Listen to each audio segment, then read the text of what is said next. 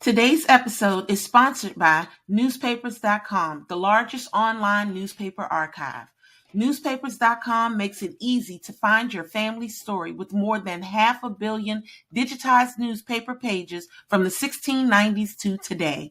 Search for obituaries, marriage and birth announcements, photos, and more in papers from across the U.S., the UK, Canada, and beyond, stretching back 3 centuries. For listeners of this podcast, newspapers.com is offering 20% off a Publisher Extra subscription. Just use the code Genealogy Adventure at checkout.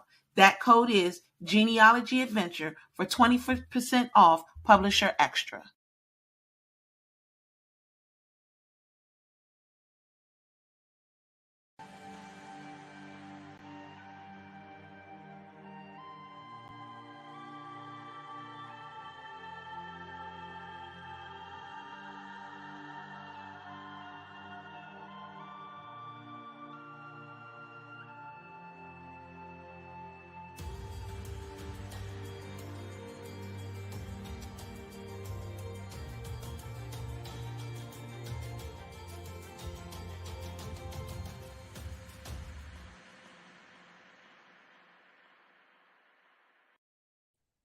Hi, everyone. Welcome to Genealogy Adventures. I'm Brian Sheffy. And I'm Danya Williams. We have such a great show for you guys today. Oh my goodness, I'm in love. We do. So let me just bring her into the show right now. Please welcome Miss Gaynell Brady of Our Mammies. Gaynell is an educator and museum professional who is passionate about learning genealogy and museums. She currently serves as the owner and educator at Our Mammys LLC, where she teaches families about genealogy and African American history. In her role at Our Mammy, she develops and implements hands-on history and genealogy lessons for children using historical research from her own family tree. Past professional experiences include the National World War II Museum, National Park Service, National Historical Park Preserve, New Orleans Jazz National Historical Park, and so many more. Please welcome Gaynell Brady to the show. Hey, lady. Welcome to the show. Everyone. Thank you. I'm excited. I'm excited. You made me excited in the green room, so I'm excited. Oh, we're all excited. And just for our audience, just so you know, while I kind of kick the interview off, because a couple of people have often wondered, when Danya goes quiet and she's doing what she's doing right now, she's just basically getting the word out through our social media network that the show is live and for people to come and watch. People ask. Yeah, so that's why Donnie is always quiet at the beginning of the show. She's busy. She's doing what she needs to do. She is multitasking. Believe me, if she hears anything that she's got to stop what she's doing, she will jump right in. But again, big welcome, Gaynell. I know there's a lot of interest about this show topic. But one question I'd like to ask our guests to kind of kick things off is, what drew you into genealogy and what kept you going? For the most part, some of the people that I talk about, like my grandmothers, my mom, just growing up in New Orleans, in Louisiana, and very close-knit family. You knew pretty much your great aunts and uncles, without even knowing who they were. You just knew it was an aunt or uncle. They usually refer to a lot of the people as mama or auntie. So I just, I always was that kid that had a lot of questions, like all of us. Like, that's the thing that all genealogists have in common. We always questioned everybody. We wanted to know everything about everything. I can't say that hey, I always wanted to be a historian, because I was pre-med at one point in my life. Don't ask me why. I saw money and getting a way of getting out of the hood. That's what I saw. But my passion has always been history and genealogy and the museum world. And so I just found a way to combine them all in doing what I do. But I guess for me, the most important thing I got from genealogy was the fact that it remembered everybody. It's not like history where you can kind of like cherry pick around the people you want to talk about or the people we learn about in our classrooms. It's everybody. You can talk about just the simple domestic servant who worked in a coffee shop for 30 years. That's what I love about genealogy. And Mm. the fact that we just never ever know that what we're going to actually discover. And because the Mm-hmm. subject matter that we're going to be getting into, it's going to be kind of deep. It's going to be Mm-hmm. a kind of deep subject to explore. When you've done your genealogy, I mean, has that changed any aspect of yourself or given you a better understanding of who you are and the people that you come from? Brian, I am so happy you asked me that question. I was just talking to one of my cousins last night about the importance of sharing our family stories, not just with the world, but also the descendants as well. And simply because it's a powerful tool that we often overlook. For me, genealogy has brought me through some of my most difficult times in life. It's brought me through postpartum depression a couple of times. It helped me when I lost my hearing on my left side. And just understanding, like I was just talking to Yael last night, and we were talking about the aches and pains of our backs and stuff. And I was like, we just have to suck it up because it's nowhere near what our ancestors endured. Like we get to complain about our backaches in the air conditioned room, sitting in a cushy chair. And it's Mm. not to minimize our experiences, but for me, it always helps me to get back focused and to find the strength to do what I need to do. Mhm. No, that's actually a really good point because I know that I started a COVID garden when we first went into lockdown, and I've been keeping Mm-hmm, it up every summer since. And this is Maryland. I mm-hmm, appreciate it's not Louisiana, that we don't get the humidity and the temperatures that y'all get, but it does mm-hmm, get hot and humid up here. And mm-hmm. she's like, how can you be out there for like 2, 3 hours tending the garden? It's like, well, it's better than our ancestors because they were there from Absolutely. sun up till sundown, 6 days a Absolutely. week, sometimes 7 days a week. So my Absolutely. so my little 2 or 3 hours, it's like, yeah, I'm hot, I'm sweaty, I'm kind of crabby when I come in the house, but it's just 2 to 3 hours, and I chose to do Mm-hmm. that And rather you than had be. the option to stop, right? Yeah, Like you could just say, okay, I'm done with this today. Like I'm doing that right now, Brian. I'm neglecting my garden because it's like 90 plus degrees with humidity. So I'm like, if you guys survive, you survive, but I won't survive if I go in that heat. So I have the choice. I can do yeah. that, and there are days when I said, get out there and go and maintain those crops because you created this garden in honor of them. Get up and go make it happen. But today just wasn't one of those days. And the Lord agreed because it's raining. So, See, there you go. So the word mammy is a very loaded word, and oh, yes. I'm gonna borrow the words from The Sound of Music. Let's start at the very beginning because it's a very good place to start. It is a very it has been misappropriated, appropriated in different ways, but mammies have been portrayed in different ways. What Hmm. was a mammy? And here we go. Gaynell's definition of the word. I mean, just as I was sharing with you guys in the green room, and I have to talk about my journey with this word to where I am now.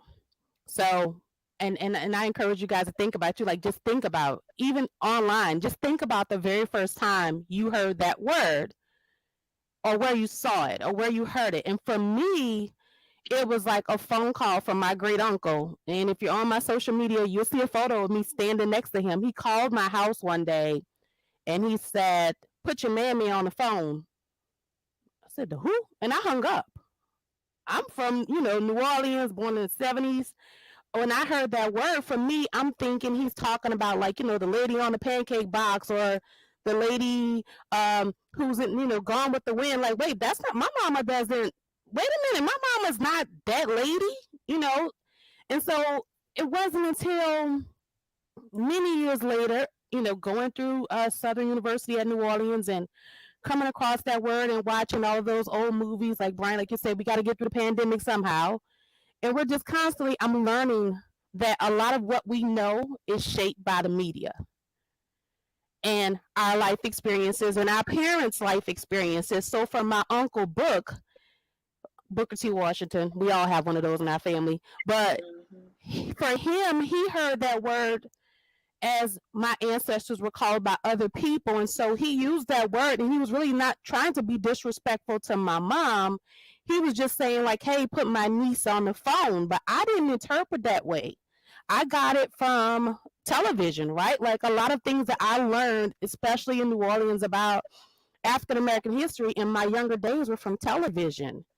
Watching television shows like the Jeffersons and not realizing that a lot of the messaging that other people learn about the African American community is coming from TV. It's coming from the propaganda put out in the media and everything else. So as time went by throughout the years, we've learned Mammy to be multiple different people. And as I was saying in the green room, that's African American women. We're different. We're all very, very different. I'm not the same as Danya. Danya's not the same as Yael. We're all very different. But for me, when I heard my Uncle Book use this word, I didn't see, now when I hear it, I don't see Hattie McDaniel. I see Mama Bell. And that's my second great grandmother, because that's the lady that raised him.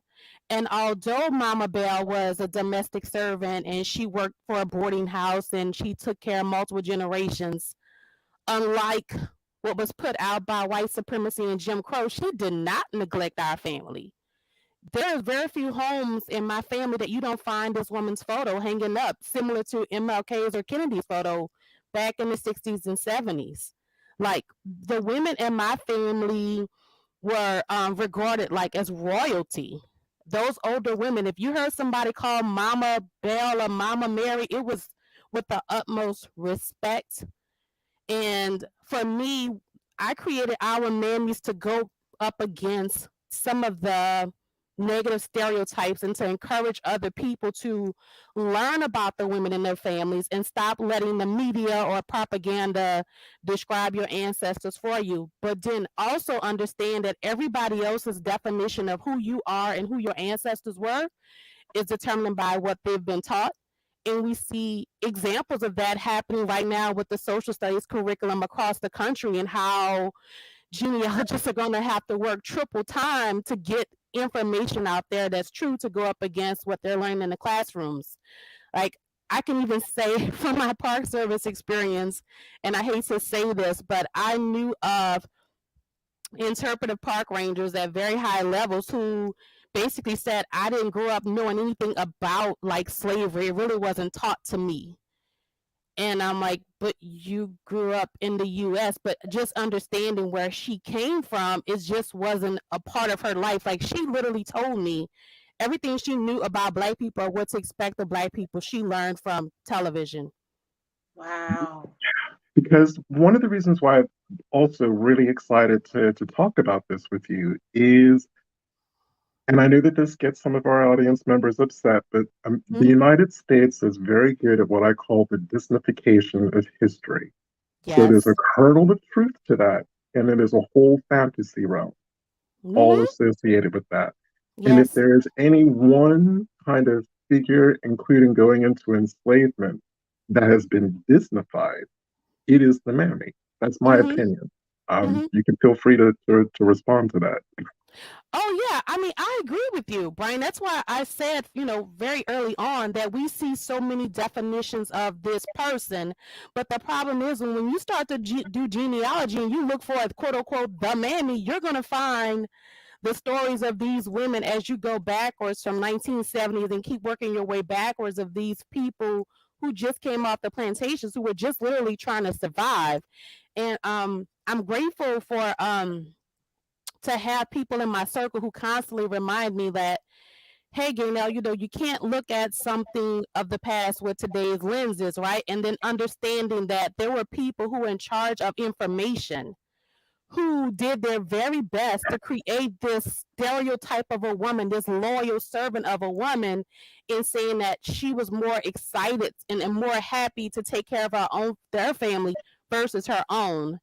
And, I always tell people, for me, I can't see my ancestors in that light. My stomach doesn't feel well with that, because every time we use a matriarch in our family falls apart. Grandpa can die all day long, but when Big Mama goes, no matter what she did for a living, the whole family is rocked.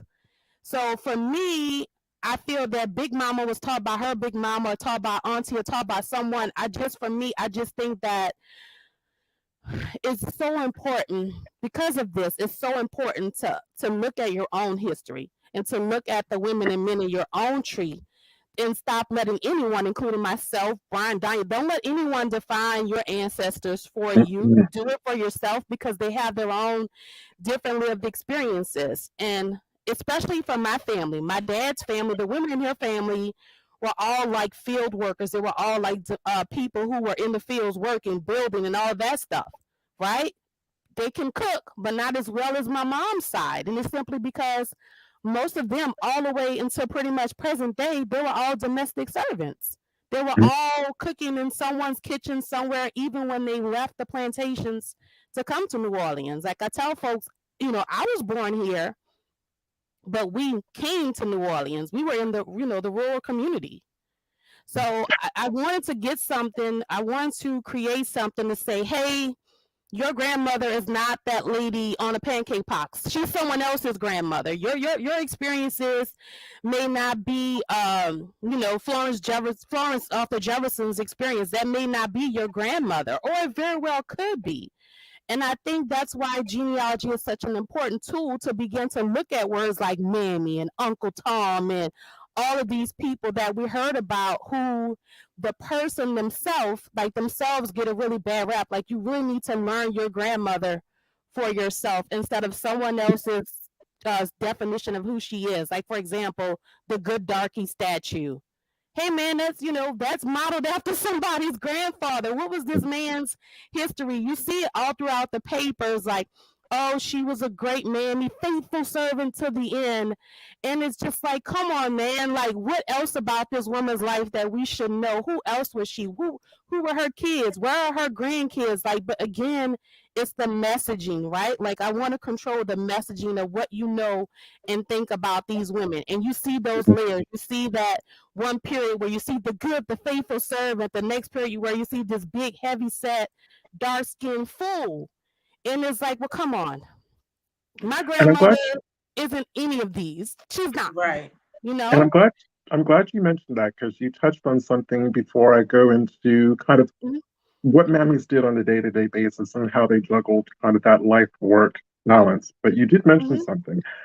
So what has me worried is that so many states like Florida, mm-hmm, Texas, Alabama, Mississippi, Arkansas, Missouri, Kentucky, and I think Indiana or Ohio is one of them. These mm-hmm, anti-CRT, we don't want this stuff taught in our schools, challenging books, all of that stuff. mm-hmm, I'm afraid we're going to go back to a period when, mm-hmm, especially in the enslavement period, people are mm-hmm. described as servants. They were not Yes. servants. I Yep. cannot make that more clear. A servant still may not have the opportunity to choose what they're going to do, but they have a Mm-hmm. lot more control over how they structure their day. And they do have freedom to be able to move about. Our enslaved ancestors didn't do that. And we've seen that in old history books, and actually history Absolutely. books that aren't that old. Donnie and I were talking about a book in Virginia that was written in the 80s, and slaves Mm-hmm, were described as servants. They were mm-hmm, not servants. mm-hmm, But particularly with mammies, and I guess more with, I guess, what we would call people who were enslaved in a household, mm-hmm, I hear a very problematic phrase, and you touched on this phrase. Not mm-hmm, the exact words, but the sentiment. The idea that an enslaved person loved being enslaved, with mm-hmm. phrases like, "Oh, they loved the people who that they worked for. They were treated like they were one of the family." Absolutely. Well, it's problematic at best and repugnant at worst, depending on the situation that a person was enslaved in, Mm-hmm. because that phrase, like the family, Yes. well, as we've all discovered through our genealogy, the average African American has 14% European DNA, white DNA, because Europeans are mixed and European have been mixed cultural societies forever. Mm-hmm. But in terms of white DNA, the average African American has 14%. And that didn't creep over the ocean and just pop into our ancestors' ears to become part Mm-hmm. of our DNA. It was Mm-hmm. put there, whether it Absolutely. was willing or unwilling. Mm-hmm. The chances were, when they're describing like a family member, there's a 50-50 chance that they were actually biological family. Mm-hmm. Well, And she hit me with the fact that I'm back, y'all. And she hit me with the fact that when she said that they care more for taking care of the other family than their own. Well, that's Mm-hmm. what I want to get to the life, that kind of life work balance. Yeah, I mean that is just crazy to me to actually come out and make a comment like that and be able to say that and then to actually know that it's true because that's what you were taught on Mm-hmm. TV. Like you Mhm. said, Absolutely. I mean, when I did the marketing for this particular show, you Mm-hmm. pointed out the two women that I was talking about, Mm-hmm. Aunt Jemima Mm-hmm. for the syrup, and Hattie Hattie McDaniels McDaniel. from Gone with the Wind, and who she was, and all you saw was the woman with the scarf, the heavy set black woman with the scarf, and it was just that was it, and all she wanted to do was take care of everybody in the house, and Absolutely. I watched Gone with the Wind, and she took care of that child. Hmm. That child was her child, Mm-hmm. And there was so no it was. Uh, and there was no but any indication that Hattie McDaniel's character even had a personal, in as much as an enslaved person can none. have a personal life. Yes, That's it. yes, Scarlett There, O'Hara there was never asked about her kids, or never, we don't even know if she had a man in her life. Nothing. That's the point nothing. because none of that mattered. I wanted you to see how happy she was to serve and how great she was at it. And she wasn't a threat to the white woman living in the house because, I mean, look at her, right? Like, I want to paint her as this unattractive thing when Brian just said, what was that percent again? 14%? 14. Mm-hmm. See, I that's got why it. I show people all the time. Me too. I show people all the time that that's why you can't just take everything from television. And I was just talking with my husband the other day about this. And I said, growing up, I was born in 77. I put that out there. But where are the like the Cosby Show type television things? Like, not to say Bill Cosby is the greatest, but think about what's on television now and what people are learning about. Compared to them, yes. And Mhm. it's not about Bill Cosby being the greatest, but the Cosby Show was. It That was. was one of the best shows out there, given the fact that it was given a regular, just a regular black family and what it was that they went through throughout the day. Mm-hmm.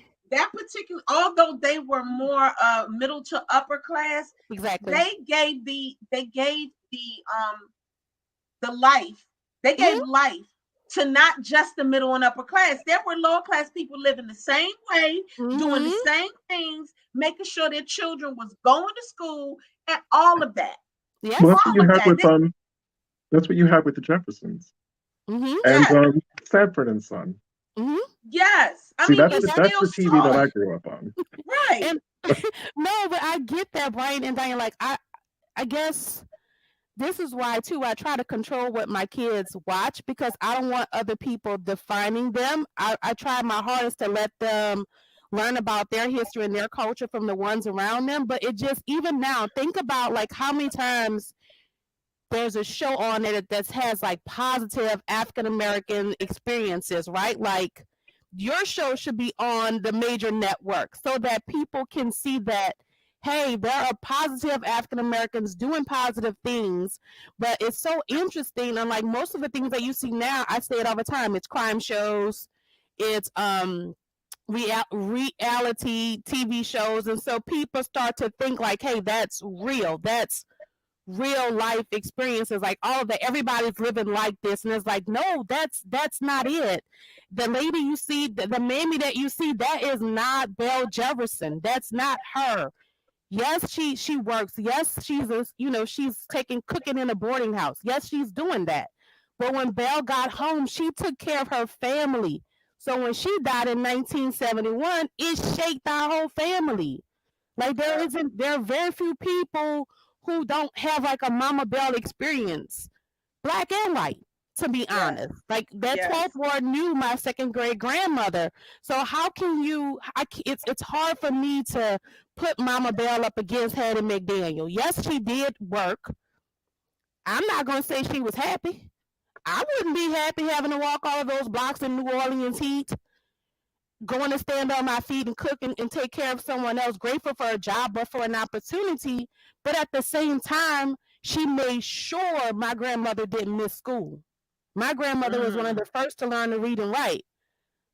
So and Mama Bell was so happy and content. It was like, hey, Grandmother Lala, you do the same thing too. No, my grandmother went ahead on and did what she had to do.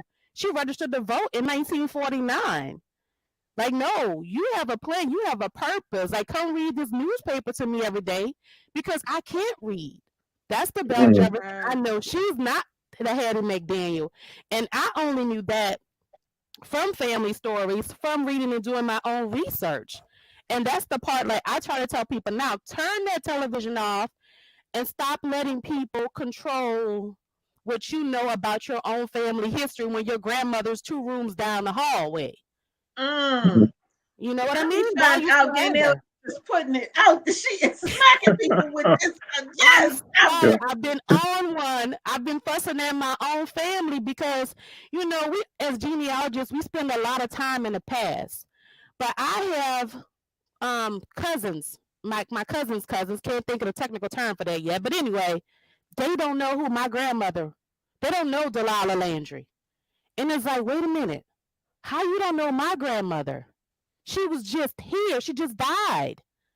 But that's the Yep. pieces that we forget. Like, as much as we're trying to preserve the past is constantly happening. But Yes. until we turn off the book, the grams, and the TikToks, and the television, and get back to that front porch conversation with the drunken uncle telling everybody business, we're gonna miss it all. I need y'all to hold on to that little statement. The past is happening right now. What she just said. Hold Mhm. on to that. It's already happening. Mm-hmm. Yeah, yeah. Oh Lord, this is the best show. So I have another follow-up question. So Yes.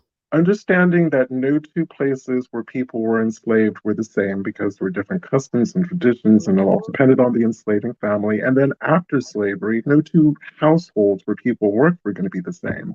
Nope. But given that caveat, what, generally speaking, was the working day for a mammy? When did it start? What kind of tasks was she doing? And then when did that day end? And then what did she have to do when she went home to be with her family?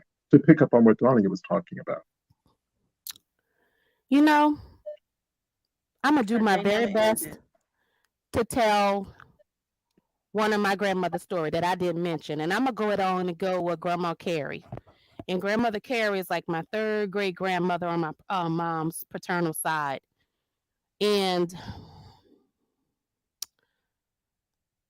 to my understanding, the women on that side, they all worked as laundry women. That was the only job that they could get in New Orleans based on their skin color and economic background. And the reason why I'm going to Grandma Carrie's story, because to my understanding, they had to walk often to go and get the laundry and then bring it back, clean it and maintain it, dry it, and then return it. But my grandmother died very tragically. She died burning to death. Oh my God. And her clothing and her hair caught on fire. And the reason why I'm leaning towards Grandma Carrie, because when you said how long was her day, I'm not going to put myself in Grandma Carrie's shoes, but let me tell you something. I have been so tired to where I've left stuff on the stove. And I work 16 to 18 hours a day because, in addition to being the owner of Our Mammys, I'm also the executive director of a nonprofit. But in my mind, Grandma Carrie had to be so tired, but still trying to take care of our house. She didn't take care of Grandma Carrie. Mm. Mm. And she caught on fire and she burned, and it was in the paper. Negro caught on fire. Mm. You know Mm. what I mean? So that's where I'm gonna leave you with how long her days were. Grandma Carrie was a laundry woman, and she was a laundress. She washed clothes. Her sons, wives, they all washed clothes. Grandma Josephine, same thing, washed clothes in New Orleans to 1954 when she died.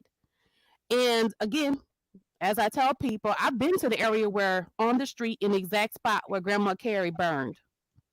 Mm. And you know, you can feel it, right? Like her hair caught on fire, her dress caught on fire, and it's so interesting because I can even recall my grandmother who worked at Charity Hospital for many years and catching the bus home and, getting up super early to get to the bus on time and then getting off and then having to cook for kids of 16. Yes, you have an older child who can help out, but you still have to come home and make sure everything was done and still get everything ready for the next day. And this continues day after day after day. You're still a mom, you're still a community member, you're still a church member. And I remember my mom saying, even when my grandmother couldn't do, the women who lived around my grandmother, Miss Adele, Miss Hattie Craft, the 90-plus-year-old lady, still living in the community, they would help each other. So there was no neglect going on. As we used to say growing up, at 2400 LeMan Street, the house watched you. Whoever was there, they watched you. You weren't neglected because of the way that the family was made. Even though my grandma was working 12-hour shifts at Charity Hospital, she still made it happen. Why? Because that's what we do. Even Well, even that's though I work 16 to 18 hours a day, Mr. Brady is still taken care of because that's what I do. mhm. Well, it sounds as though, that's harkening back to an age, and it didn't really end that long ago, where we really Mm-hmm. were a community that was looking out and for one that's what another. I was about to say, because I can actually sit and think about growing up here in DC. Mm-hmm. We lived in a cul-de-sac, so it was all closed in. Mm-hmm. Every last one of them mamas in those buildings knew every last one of those little girls and those Absolutely. children in that cul-de-sac. So they all took care of us. When my very first best friend died, her name was LaShawn. Her mother was my first other mother. That was the first person that I could actually go to, and she was like a mom to me. Mm-hmm. So when she died and I made that comment to her, she cried about it. But the thing is that they took care of me. 6 and P Street, that was where we were, 6 and P Street Northwest. And they took 6 and I'm sorry. That's where we were. That's Kennedy Playground belonged to us. All of that stuff, it was ours. And Mm-hmm. everybody knew who we were, and Yes. they took care of us. Mm-hmm. They, Mm-hmm. the whole cul-de-sac took care of all of those kids. So that's the thing that bothers me the most now, because Black people are so quick to say we don't support each other. Oh no, we just stopped supporting each other. We used to. We used to Well, back each other. the thing of it is, though, Daniel, where did that come from? Why Where did why what did come we from? where did we why did we stop? Where did we learn that, hey, don't tell my child what to do? It has to be TV. That's It the has to only be thing that I can somewhere. think. It's somewhere, because all of a sudden it just stopped. All of a sudden, Mm-hmm. you don't control what goes on with my kid. I control Mm-hmm. what goes on, and that's true. I do. But when I tell y'all from my how I created a village to the point where my daughter couldn't walk down Eastover Shopping Center, where somebody would look at her and say, "Oh, you Juan's daughter." They looked, and she couldn't do nothing. It was nothing. There was without somebody knowing that it was, who she was. That's Juan and Danya's daughter. That's her. That's their child right there. And it spread out, and it went that way. I made sure my kids had Mm-hmm. the village that I had. Mm-hmm. Doesn't mean that those people had a right to put their hands on my child, but they Mm-hmm. knew for certain and for sure, if one of my children did something that they had no business doing, I was going to know about it. Mm-hmm. He was going to know about it, and we were going to handle it. It was going to be taken care of. If there was a problem, they'd be like, "No, you come here. You come with me. I got you. I don't know about the rest of y'all, but this one, I'm gonna take her to her parents, because I And that's know the who her thing, parents because are." you just said something. They identified you not necessarily by your name, but by your parents' name. Right, You know what I mean? right, Like for me, I know that's one of Miss Landry's grandkids. Because at the end of right. the day, who's gonna be shamed? Miss Landry. And and grandma, you gonna make grandma shame? No, grandma. What? It You is gonna not. make me shame? And this is why, Brian and Donnie, this is why I sit there all the time. Because my grandma learned that from somebody. And who did she learn that from? I like to tell people all the time, I do presentations all over. Folks always tell me, man, slavery was so long ago. Hey, man, No, it my wasn't. dad didn't leave the plantation until 1947. That's right. You No, it know? wasn't. So where did take care of your mama? Where did my dad learn that all the men had to take care of the women in the family? Somebody taught him that. So what was going on? I tell people all the time there needs to be so much more research done on what was happening in the backs of those plantations because it was jumping. I like to tell people all the time that, even though the stereotype has Mammy as this dumb woman who couldn't do all she knew was to take care of Miss Sally such and such's baby. That wasn't my grandma because where did we learn to make that little cough syrup before Robitussin existed that could get the cold Say up out of you? Can I just jump in real quick on that point?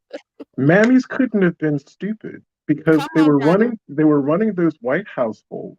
They were running their own households. So they may not have been able to read, they may not Mm-hmm. have been able to write. But I bet you what, when they went to the grocers to get the whether it was the butchers to get the meat, the greengrocers to get the fruit and veg, those women knew when they were being ripped off.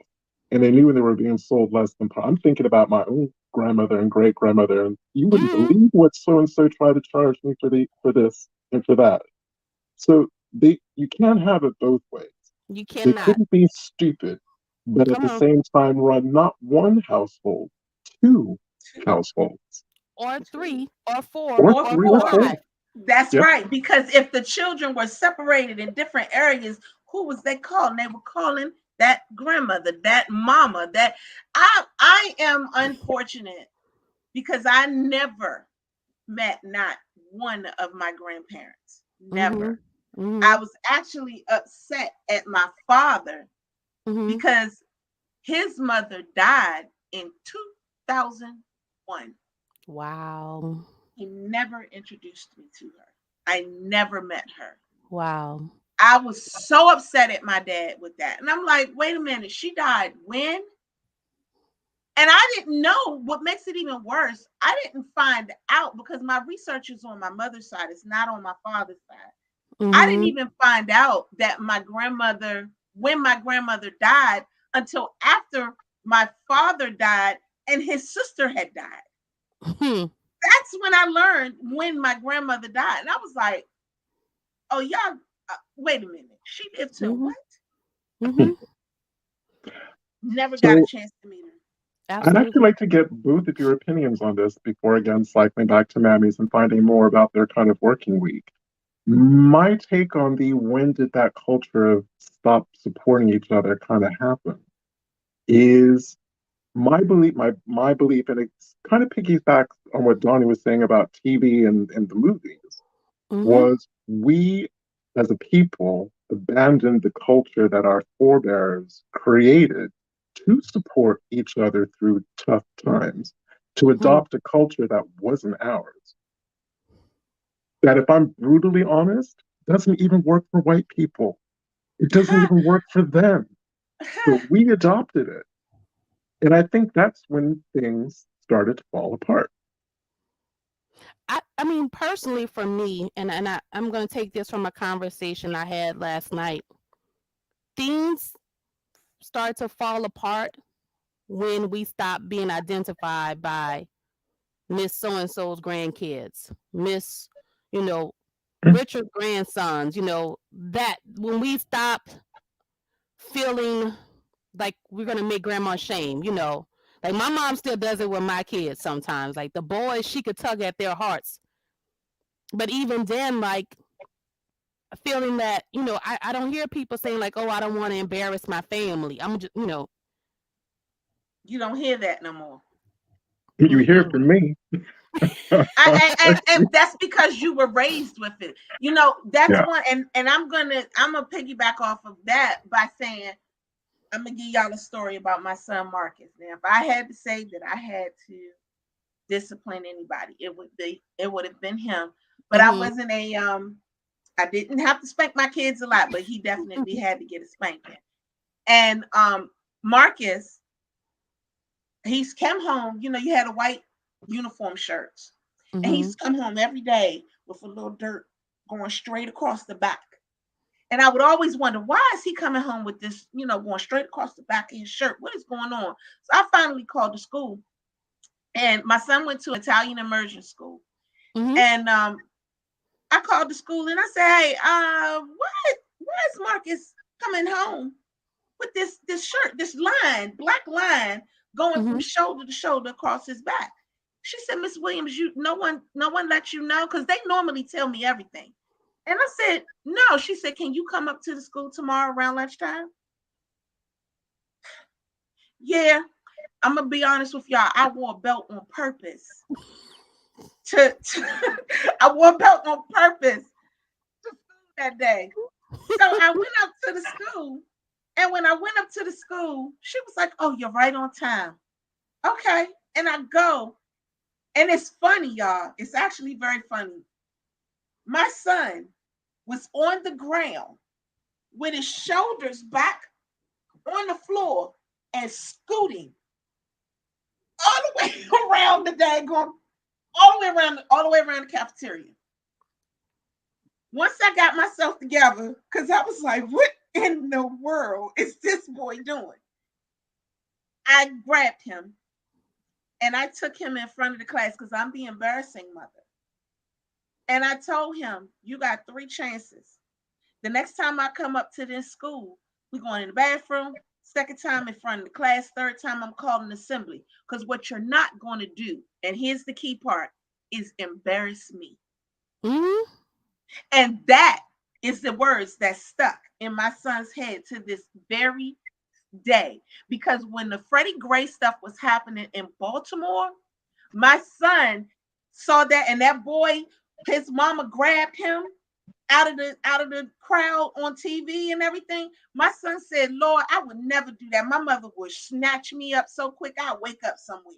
Because he know, do not embarrass me. And every last one of my children know, do not embarrass Mm-hmm. me. You walk out that door, you're representing me. The way you act, your behavior, what you do, what you say, how you Mm-hmm. say it, how you treat people, it's because it's what I taught you. Therefore, you're Mhm. representing me. And I So think that that's it. there, yeah. That's the key. Like even for myself and segueing back into Mammy, I feel that even with my grandmother when we were going to school, because we're like what the third generation to be able to attend school. My grandmother would have been the first. So Mm, my grandmother always felt that it was extremely important. Her saying used to be your school days will be your best days. So she was always, do you have on a slip? Oh, I'm gonna tell your mom I need to get you a slip. We gotta go down across and get you a slip. Grandma, I have shorts on. I don't need a slip. I'm good. I was tomboyish. I don't need a slip, grandma.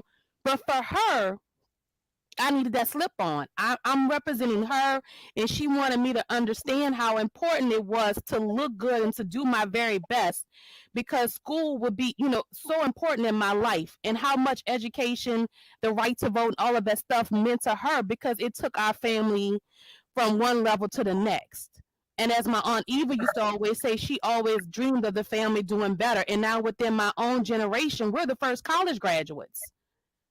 And I'm born in 77. It took my family that long to get to this point in the city. Like not to just say that, my ancestors didn't struggle. And when I say my ancestors, I'm talking like my grandmothers and those who came before me, they bust their butts, Brian. Like literally, like I said, walking together to that bus stop and starting their mornings off at 4 a.m. And I'm talking about in the 50s and 60s and being able to get on a bus to get downtown, like my mom saying, sharing shoes with her sisters because they didn't have enough shoes for their family. Everyone had one shoe, whatever they had to do to make sure that they got to school. But even my grandparents, even though the ones who were old enough to work to get on that bus 4 or 5 in the morning, hope that you have a seat at the back of the bus, working, standing up and down, walking up and down the aisles at Charity Hospital for hours, then coming home and having to prepare a meal for your 16 kids and whoever else was starving in the community. Mhm. Grandmother's funeral was so big you couldn't get inside the church because she literally fed whoever was hungry. I guess mm. after counting so many grandkids, she was just like, whoever's hungry, just eat till it's gone. And I'm imagining not particularly well paid work. So the No. husband's not particularly well paid, the Mm-mm. mammies not particularly well paid. But still putting together that money. My Hmm. my great aunts, they all worked as bakers. They were all in a bakery union. Again, working, operating pie machines for Botcher Bakery, uptown New Orleans. They all worked together and pooled together their pennies to buy a piece of land that their father's church would be built upon. The church is still standing. The family no longer owns it. That's a whole nother conversation. That's perhaps another topic for the show. But the land, the church is there. The family no longer owns it. But those sisters worked countless hours making their way from one end of town to the next, saving money by not catching the bus, but by walking together in a group to go work at this bakery. They were in the union, so they understood their rights. And like you said, Brian, they were not uneducated, but pulled together that money because my little $25 check can't do anything by itself. But all of us working together with those 25s times five, we can make this happen. And they paid that church off, I believe, within like 7 years. Mm-hmm. Well, actually, that's how one part of my father's family actually became homeowners in the 40s and 50s. So you have a couple of brothers. They all put their money in the pot. So the eldest brother bought his house first. They did it again for the next brother. They did it again for the next brother. And, it took them about a good dozen to maybe 15 years for all the brothers to be homeowners. But that's how they did it. They all busted their behinds, put their money in the pot, and it went by seniority. I guess they figured that was the fairest way of doing it. And probably I have a question for you. I want to, because this show is like going really fast. And I want us to, I don't know if this is a question that Brian has, but I want to know, what does Our Mammies do? So what I do, I took everything I love and everything I've learned in the museums world, in the interpretation world, in the history world, and I combined it together to make history real and to make it more personal. My favorite thing I've done this year was a time I spent at a high school in New Orleans, and I went in to do a history presentation. But I always tell history through my own family history. So this is what I did. I took a will that I found from one of my family members, right? Way back, I think it was 1853. I put the will down on the desk in front of the kids and I said, "Hey, what do you see here?" And they started reading it off, girl, Sally, 50, $500. And they started reading all the names off. But what they didn't know, those names were my ancestors. So when they were done, it was like, "Oh, they just sold a bunch of slaves." And I was like, "Well, tell you what, that first lady you read was my fifth great grandmother. That last lady you read, that little bitty girl you saw for 150, that was my fourth great grandmother." The room stopped. And then I'm dressed in full clothes. And as you can tell, whenever I do anything, I'm coming in an outfit. I don't know which one, but I'm coming in an outfit. And I do this, one, to remember my ancestors. I name each piece after one of them. But two, to set the tone that I didn't come to play. Like, I literally came to let you know that I'm representing someone. I don't want to make them shame. I want to make them proud. I want you to remember them stories, and I want you to leave here to go find your own stories. And so what the kids did me, when I was done, I showed them a death certificate from one of my relatives, showed them how to read the death certificates and the stories, the backstories behind a bunch of those death certificates, like telling them, hey, even death certificates are not all that they appear. There's some information that they didn't put on there about the way that this death actually happened. So long story short, I got a phone call back from a teacher saying that the kids basically went to the principal and said, "I don't care what, we need you to get her back here." Wow. And the kids said, "Teach me how to do what you did." So I started off in this world like doing history and telling my family stories and just getting people to understand who Mammy was and wasn't, and to encourage them to find their own story, because it's so important and everybody's history is important. Go and find your own Frederick Douglass. Go and find your own freedom seekers. Go and find your Harriet Tubman. Now, I'm not going to tell you everybody you find ain't going to be cute and pretty and all of that. You're going to find some stuff that I tell y'all all the time, boo, that's genealogy after dark. They have some stuff that you're going to find that's going to rock your world. Because But we're talking about living, breathing people. people, that's it. You know, That's all. and their world may have looked very different from our modern world, but at the Hmm. end of the day, they felt the same emotions. Yes. They on the most basic level, had to deal with the same life to life, day to day experiences that we do. So Hmm. yeah, you're going to find every kind of character, the Every whole kind. spectrum of the human experience Mhm. in your family tree. Exactly. Yes, And I the tell fact people, that you came out and said, find your own Frederick Douglass, find your own Harriet Tubman. The fact that you said that you made that comment, people just feel like that they don't have their own yes, you Frederick or do. their own Harriet. And you Hmm. do. You You have do. so many. I mean, I learned that my uncle was a Frederick. My Hmm. uncle was literally, he was the precursor to the civil rights era. Hmm. He he's he started it. And He there's was a one of the reason, and ones. there's a It's reason for that. crazy. And there's Yeah. a reason for that. And it goes back to something that Gaynell said that, we have the Frederick Douglasses and, the specific people because the Hmm. press and the media of the day chose who they were going To to write follow. about. Yep. All the way through, Yep. all the way to present times, right? Like there are people, grassroots people in the community who are making a huge impact. We won't hear about them, right? Like just even within my own local community, all people all over the world know Fats Domino, right? Like he was a great musician from New Orleans, but I grew up in that community. We know Fats is just like our neighborhood dude, like giving out dollars for our Halloween instead of candy, right? Like we all Mm, know people in different ways. I just encourage people to learn their full stories. Don't just go searching for the dates and where they were living. Get learn in this there, story. learn their Yes. full stories. It will, your tree is going to mean so much more to you than to just, as I call it, the rat race to the top. Don't do that. Take your time and really learn these people's lives. And that's what I do at Our Mammies. I really like show people like this is my grandmother. Yes, she just worked at Charity Hospital or she just worked at the Roosevelt Hotel. And on the weekends she helped to do some building projects for her family. This is my grandmother. I'm proud of that. I don't want, Mm, and that's why other thing I always encourage people to do too is to write your own story. Even for myself, being able to explain how I felt for Hurricane Katrina, to explain what it Mhm. feels like to, know your sister drowned in a storm. To take your time and to like tell those stories, tell your own stories while you're telling their stories. Well, again, I've heard that a couple of times from the younger members of my family. Well, a lot of our immediate ancestors didn't do anything. It's like, well, of course they did. Of First course of they all, they did. survived. So Hmm. give them props and kudos for that. Hmm. But for their spiritual, mental, and physical strength, you wouldn't be here. I wouldn't be here. So Hmm. give your ancestors props just just for surviving, which Yes. I'm thinking in terms of being a mammy, and again, there's a very intimate way of being employed by someone. They Hmm. had to suck up a lot of stuff. I'm going to use the word stuff.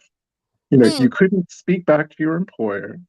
They had to, there must have been times that they were stressed, frustrated, enraged, but they had to smile. Yes. And then all you have is the camera snapping your picture right at that moment. Your hands are on your hip, not because you're being sassy, but because your darn back hurts. You're smiling because inside you're dying. If it's like one of those things, I'm gonna smile to keep from killing you. And It's mm. like she had feelings. She had real feelings, and I tell people all the time. People don't like to hear it, but to be honest, she could have killed y'all. Quickly. And I have an enslaved well, X times great aunt in North Carolina who did just that. She told her enslaver, "You don't sell my lap." He sold 15 of her kids. She had child number 16. There was talk that that child was getting sold, and she begged, "Please, this is the only child I have left. Please Mm-hmm. do not sell this baby." Mm-hmm. He sold the baby, and what did she wait and do? She waited Hmm. until Christmas, and the Come on. whole extended family gathered. She picked mushrooms and every poisonous thing that she could, and she put it in everything. Told her little kitchen assistants, "Sir, get ready to serve this next round of Christmas dinner." She walked. She walked off. She literally walked off the plantation and disappeared off the face of the earth. And that's how she Wow. got her revenge. I think only one of them lived. There was like something like Well, 20 something people at the table. One of them survived. deuces. And they And I showed just two or I three. can't have, and I just can't have. I think I'm supposed to have some type of sympathy for that, but unfortunately, I just don't. I I really don't. mean, I it just shows uh how much she hurt, right? Like the fact that right. she really put her life out there. At that point, she was at the point of I really don't care. Yeah, At this it was point, over because for I her. warned you, I was willing to sacrifice myself and continue because I could have killed you a long time ago. But I told you not to sell my last child, and you did it anyway because you're in control. I'm gonna show you who's in control. Yeah, yeah, Mhm. yeah. Well, I'm gonna say this. I know Brian got a lot of questions, and he ain't getting to them. Oh, do I? Do I have a lot of questions? I thought you did. I mean, did you have more stuff to ask her? Because Oh, I'm like, I thought you meant I had audience that there were audience members who had questions for me. listen, we couldn't even get to the audience questions. I ended up just pushing them up there because this conversation was so real and so it was just. I mean, I almost cried. I couldn't do nothing but snap my fingers. You were saying so much stuff. And Mm.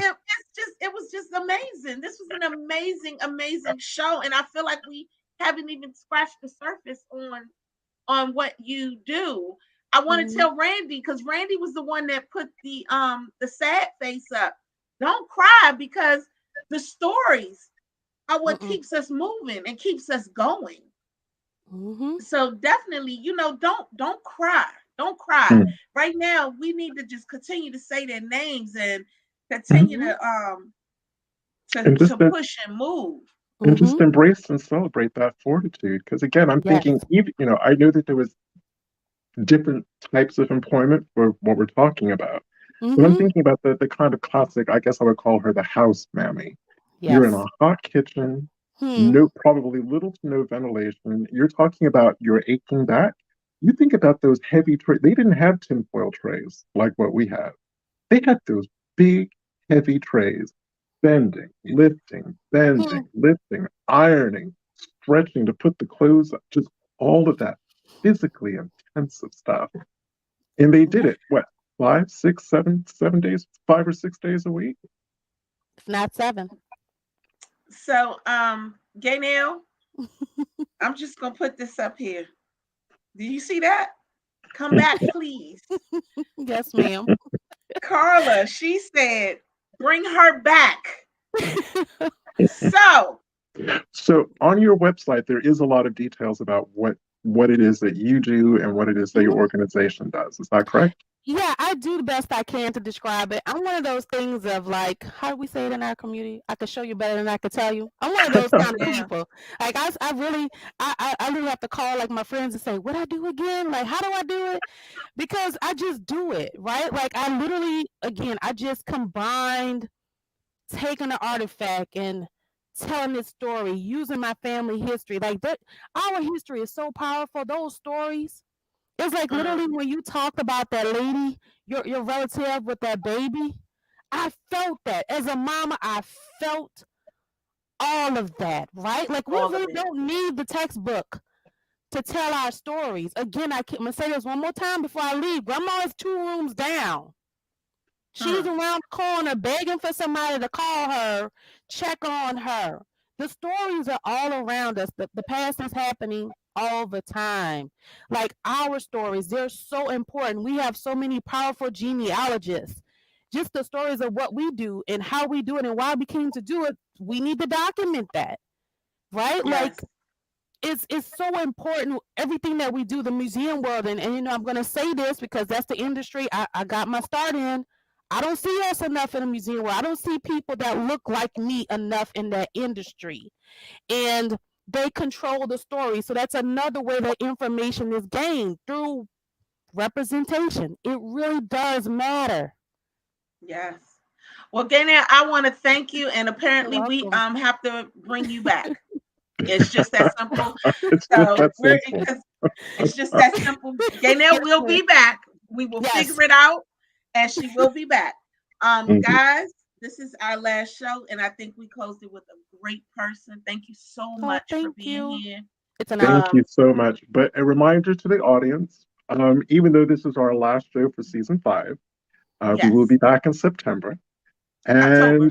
October, sorry. And but you can still catch us 4 p.m. Eastern Standard Time because we will be running reruns. It'll be the like kind of our as we do every year. It's the best of the 5 seasons that we've had. Absolutely. Um, Yes. so you can catch us here on E360 TV. Also, you can anytime that you want to go to our YouTube channel and our Facebook Live.